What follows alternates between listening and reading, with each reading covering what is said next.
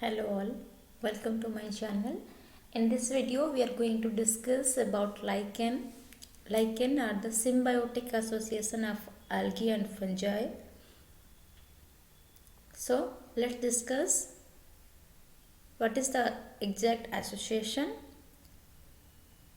and what are two partners are called and what are types and economic importance. Before going to the discussion, if you are not subscribed my channel yet, please subscribe and stay tuned.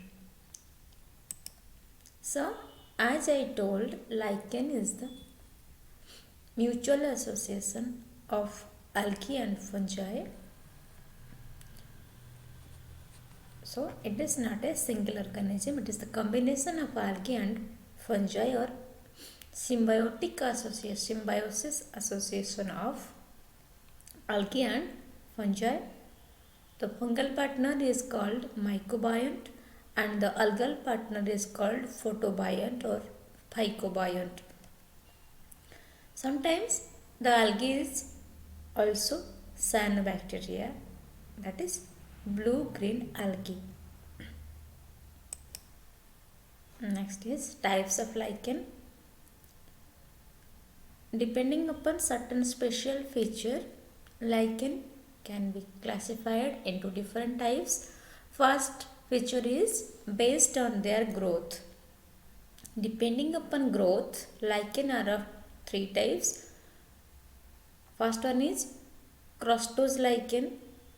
Crostose lichens are flat, thin and without any distinct lobe. They are usually found closely attached to the stone, rock and barks and the trunk of trees. Here is the example photographic image of crostose lichen. It is hematoma.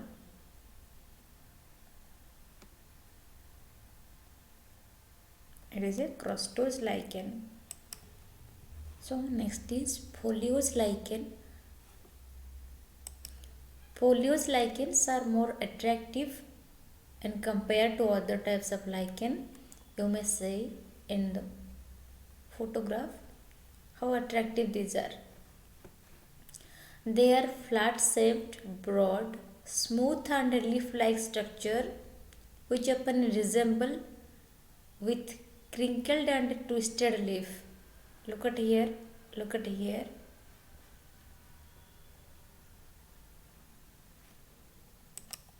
It is attached to the substratum by the help of root or rhizoid, especially rhizoid, as it is a lower group organism. We called it as rhizoid. So it have distinct lower and upper surface. Here is the two example. Here is Cretaria and this is Parmelia. These are the foliose lichen. Foliose, the word foliose means leaf-like. So these are the foliose lichen. Next one is Proticose lichen. These are most important type of lichen which are thin and freely branched. Look at the first image. This is the example of a Usnea which are freely branched towards downward and very thin also. The Proticose lichen constitute larger and attractive growth standing out from the branch of tree, foliage and rocks. Here is the rock surface and here is the tree trunk. This is the Usnea, this is Cladonia. So these are the fructicose lichen, freely branched and thin. Freely branched here Usnea, in case of Usnea, here in case of Cladonia. It is on the surface of a rock. Fructicose lichen constitute larger and attractive growth standing out from the branches of tree, foliage and rocks. Here is the rock and here is the tree trunk. Okay. Next feature is based on their habitat. As it is lignicolous. This type of lichens live in the woods, This is the lignicolous.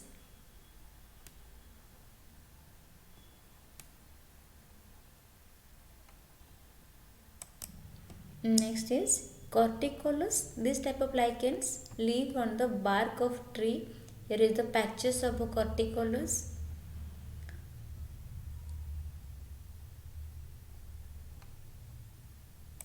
Next is saxicolous. This type of lichens live on the stone or rocks.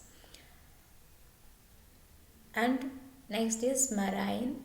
This type of lichens are found growing on the siliceous rocks near the shore of the sea. Here is the marine lichen. This marine lichen is called sea marina. Freshwater. These type of lichens are found growing on the hard siliceous rocks, especially around the freshwater. Here is the example of, here is the photographic image of a freshwater lichen. And next is terricolous. This type of lichens are found growing on the soil, therefore also called terrestrial lichen. Terricolous means terrestrial. Here is a terricolous lichen which is grow on the surface of soil. Next feature is based on their internal structure. Depending upon internal structure, lichen are divided into two types, that is heteromerous lichen and homeomerous lichen. In case of a homeomerous lichen, it is very simple and having a simple thallus organization also. It contains loosely arranged hypha. Here is the fungal hypha and the globular is algal cell. These are loosely arranged as you see in the photographic image. The algae and fungal association are very loose. Example is Leptosium and Columella. Here is the example of Columella. Homeomerous means only single type of cells are there. Very simple. Uniform in distribution. So it is homeomerous. Example is here in the photographic image Columella. Next is heteromerous lichen. It is complex and consists of differentiation of a thallus can be seen. Here different zones are there: upper cortex, algal zone, algal cells, medulla, lower cortex, rhizine means lower, as in case of lower organism or lower plant, the roots are referred as rhizome, rhizoid, rhizine. Here in case of lichen, it is rhizine, lower and upper cell. Differentiations are there in the thallus level in compared to homeomerous. The algal components are confined to specific location. It has compactly and densely packed fungal hypha. These are the hyphal layer. These are compactly arranged. These are loosely arranged. More air spaces are there here. Less spaces are there. Tightly, compactly arranged hypha, fungal hypha. It has upper cortex, algal zone, medulla, which are also loosely arranged somehow, lower cortex, etc.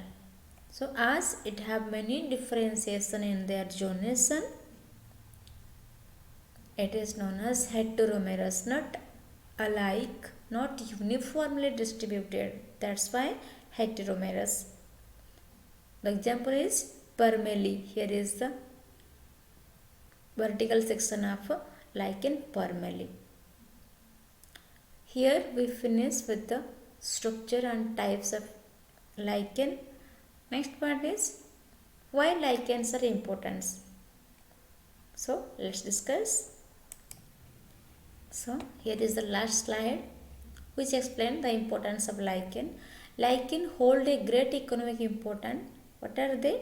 First one is some species of lichen are regarded with the conversion of a rock into soil, help in the formation of soil.